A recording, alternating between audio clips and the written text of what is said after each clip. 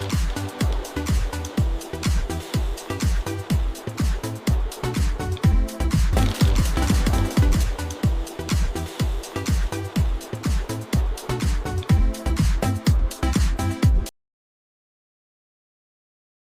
શ્રી કૃષ્ણ, જય માતાજી। હું છું સેજલ રાબડિયા ને આજે આપણે મસ્ત મજાની મસાલેદાર વઘારેલી મેગી બનાવવાની છે। મેગી બનાવવા માટે આપણે જો છે ને ગોપીની મેગી લઈ લીધી છે। પહેલાં આપણે મેગી બાફવા મૂકી દેવાની છે, પછી આપણે બધું કટિંગ કામ કરવાનું છે।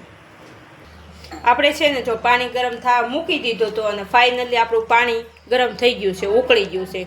મસ્ત ઉકળી જાય ને ત્યાં લગન આપણે પાણીની રાહ જોવાની છે। ઉકળી ગયા કેડે આપણે મેગી એડ કરવાની છે, એટલે આપણી મેગી છે ને જલ્દી બફાઈ જાય। આપણે હવે મેગીનો છે ને ભૂકો કરી નાખ્યો તો હવે એને આપણે બાફવા મૂકી દીધી છે। મેગી બફાઈ ને ત્યાં આપણે કટિંગ કામ ચાલુ કરી દેવાનું છે। જો હવે આપણે છે ને કટિંગ કામ ચાલુ કરી દેવાનું છે। પહેલાં આપણે છે ને બટેકાનું કટિંગ કરવાનું છે, મસ્ત મજાનું એકદમ ઝીણું ઝીણું કટિંગ કરવાનું છે।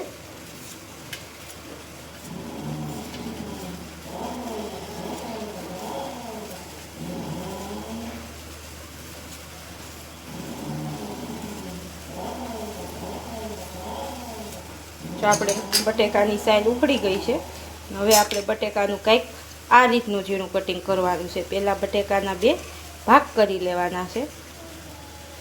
બટેકાના ભાગ કરી અને ઝીણી ઝીણી આ રીતની આપણે એને શેપ દેવાનો છે। જો આ રીતની પછી આપણે એકદમ એનું ઝીણું કટિંગ કરવાનું છે। ઝીણું કટિંગ હોય ને તો આપણું બટેકું છે ને જલ્દી બફાઈ જાય।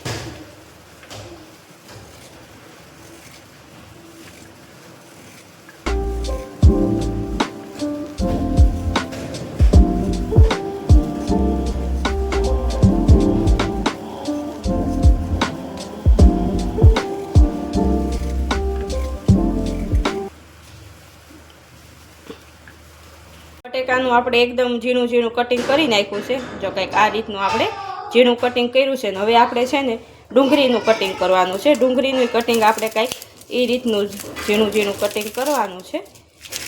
મસ્ત આપણે એક ટમેટું લીધું છે, એક બટેકું અને એક કાંદો, ત્રણેય વસ્તુ આપણે એક સરખું નાખશું એટલે આપણી મેગી બહુ મસ્ત મસાલેદાર થાય। એટલે આપણે છે ને ગ્રેવીનો ભાગ વધારે રાખવાનો છે। જો આપણે સાલ ઉખડી ગઈ છે, જે રીતનું આપણે બટેકાનું કટિંગ કર્યું હતું ને એ જ રીતનું આપણે કાંદાનું પણ કટિંગ કરવાનું છે। આ રીતનું ઝીણું ઝીણું કટિંગ કરી મસ્ત આખો કાંદો આપણે કટિંગ કરી લેવાનો છે।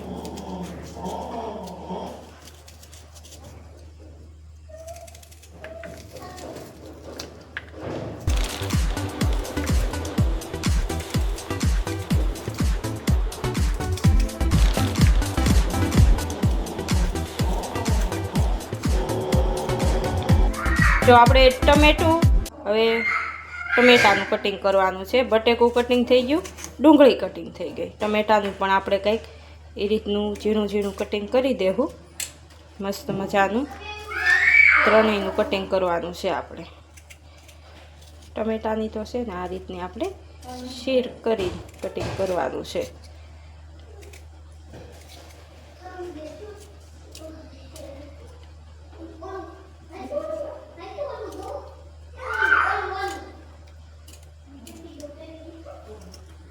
જો આપણે ડુંગળી, બટેકું અને ટમેટું ત્રણેય કટિંગ થઈ ગયું છે ને હવે આપણે જોઈ લઈએ આપણી મેગી બફાઈ ગઈ છે, તો આપણે આગળ છે ને વઘારની તૈયારી કરીએ।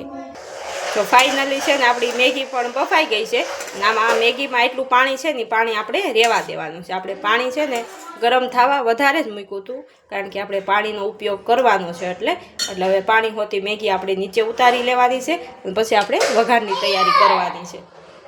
જો આપણે લોયું છે ને ગરમ થવા મૂકી દીધું છે, વઘાર માટે આપણે પહેલાં છે ને તેલ લેવાનું છે।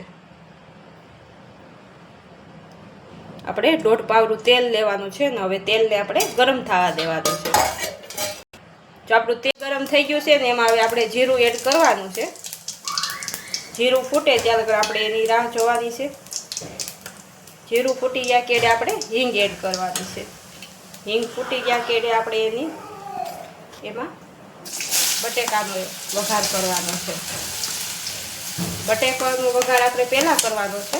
બટેકું છે ને જલ્દી આપણું તેલમાં તળાઈ જાય. આ રીતના આપણે એને તેલમાં ફ્રાય થવા દેવાનું છે બટેકાને. ગેસને આપણે ફૂલ કરી દેવું એટલે આપણું બટેકું જલ્દી છે ને તળાઈ જાય. બટેકાને આપણે છે ને આ રીતે મિક્સ કરતું જવાનું છે એટલે જલ્દી તેલમાં છે ને ફ્રાય થઈ જાય. ઉપર નીચે છે ને તળાઈ જાય ને એટલે જલ્દી આપણું બટેકું રેડી થઈ જાય. તો આપણું બટેકું ફાઇનલી તેલમાં તળાઈ ગયું છે. કંઈક આપણે જો એનો આ રીતે તપાસ કરવાનો છે. જો કટિંગ થઈ જાય છે. મસ્ત બટેકું તેલમાં ફ્રાય થઈ અને તૈયાર થઈ ગયું છે. હવે આપણે એમાં કાંદા એડ કરવાના છે. ત્રણેય વસ્તુ આપણે છે ને હારે મિક્સ કરીને તો ટમેટામાંથી પાણી જે નીકળે ને એ પાણી થઈ જાય ને એટલે આપણો મસાલો કોઈ રીતે ગ્રેવી છે ને ચડે નહીં. તો આપણે ડુંગળી એડ કરીને તો એ ચમકારો બોલે છે. ટમેટું તો આપણે તેલે જ એડ કરવાનું છે. પહેલાં આપણે બટેકું અને ડુંગળીને જ ફ્રાય કરવાનું છે. તો આપણી ડુંગળી પણ તેલમાં ફ્રાય થઈ ગઈ છે. બટેકું ડુંગળી એકદમ સરસ રીતે તૈયાર થઈ ગયું છે. હવે આપણે ટમેટાને ઉપરથી એડ કરી દેવાનું છે. ટમેટું એડ કરી મિક્સ કરી દેવું.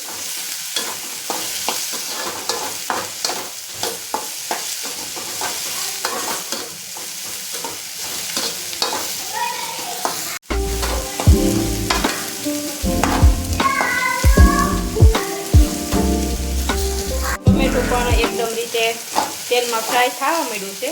અને હવે આપણે છે ને ગ્રેવીમાં ઝીણું મીઠું લેવાનું છે. આપણે સિંધાળા મીઠાનો ઉપયોગ કરવાનો છે. સ્વાદ અનુસાર આપણે સિંધાળું મીઠું લઈ લીધું છે. હવે એને સરસ રીતે મિક્સ કરી દઈએ એટલે આપણી ગ્રેવીમાં મીઠું ચડી જાય ને તો ગ્રેવી આપણી જલ્દી ચડી જાય.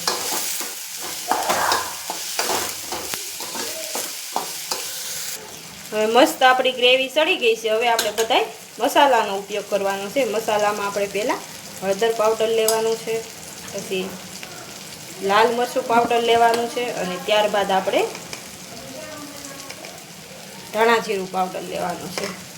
ત્રણેયને આપણે સરસ રીતે આ પહેલાં મિક્સ કરી દેવાનું છે. મસાલો આપણે છે ને મિક્સ કરી દીધો છે અને હવે આપણે ઉપરથી લેવાનો છે મેગીનો મસાલો. આપણે ઘરનો મસાલો બધો એડ કરી દીધો છે. હવે આપણે મેગીનો મસાલો એડ કરવાનો છે. મેગીનો મસાલો એડ કરી સરસ રીતે આ મિક્સ કરી દેવાનું છે.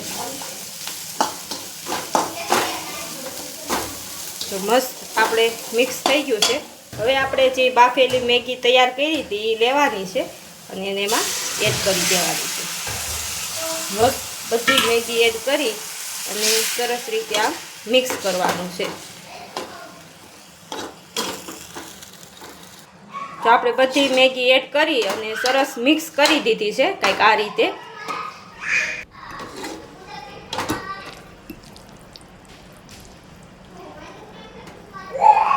મસ્ત મજાની આપણી વઘારેલી મેગી બની અને તૈયાર થઈ છે.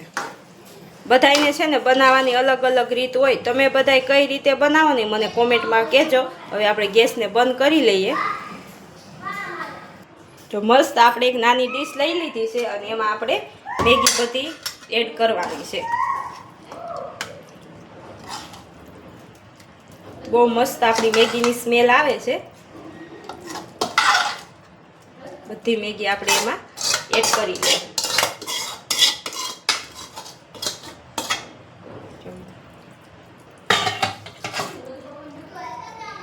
આખાઈમાં આ રીતે ફેલાઈ દેવું. તો ફાઇનલી જો આપણી મેગી બની અને તૈયાર થઈ ગઈ છે. અને તમે લોકો સીધો વઘાર મારીને મેગી બનાવો કે પછી મારી ઘોડે બાફીને મેગી બનાવો, તમે મને કોમેન્ટમાં જરૂરથી જણાવજો. અને મારી અવનવી રેસીપી જોવા અને મારા ગામડાના વ્લોગ જોવા મારી ચેનલમાં પહેલી વાર હોય તો મારી ચેનલને લાઇક, શેર અને સબસ્ક્રાઈબ કરતા જાજો. જય શ્રી કૃષ્ણ. આવજો બધાય વઘારેલી મેગી ખાવા.